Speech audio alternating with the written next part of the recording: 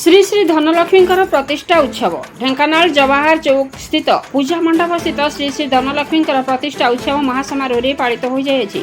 नीतिकांति पूजा सह षोडशोपचार अति आडंबर सह माँ लक्ष्मी पूजा अनुष्ठित हो विभिन्न प्रकार पुड़ी पिठा खीरी मिठा आदि 13 प्रकार फलमूल आदि माँ पूजा प्रतिष्ठा माँ पाखरे लगी।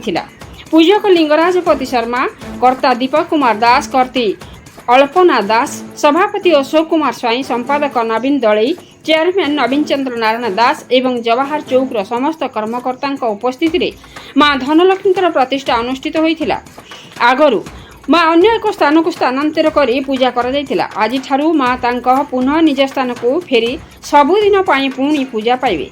शुभम पाणी का रिपोर्ट, मासिया न्यूज।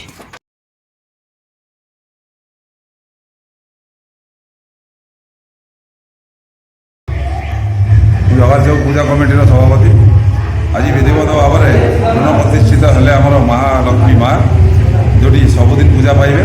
आमर जिते कर्मी अच्छा बजार से समस्त श्रेय ए जाऊँगी। समस्त मो हार्दिक धन्यवाद जनाऊँगी जे 2-4 वर्ष प्रतीक्षा पर पुणी ठाकुराणी आम गहन को फेरी वर्ष जाक ये पूजा पाइबे। जमी आम लक्ष्मी पूजा होगी आगु लक्ष्मी पूजा 10 दिन 11 दिन हुए किंतु ये वर्ष जाक महालक्ष्मी नामकरण में श्री श्री धनलक्ष्मी माँ बोली देचु आम एवं 15 वर्ष तले जो अस्थायी आम पूजा पाऊले से माँ को आम प्रतिष्ठा करूँ किंतु तापर आम जगह किणिलु एवं बिल्डिंग तैयारी से तक समय आमर जड़े सभ्य चक्रधर पात्र घरे पूजा पाऊले। आज माँ को ऊपर घरे आम ये प्रतिष्ठित करूँ पुनः प्रतिष्ठा करूँ एवं माँ को आज ये विधिवत भाव में पूजा पाइबे। ये आम सभापति आम सहित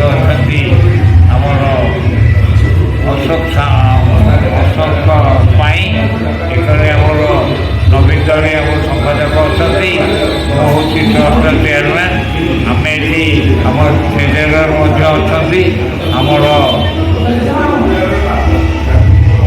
दीपक दास जी आज पूजा बसते से जड़े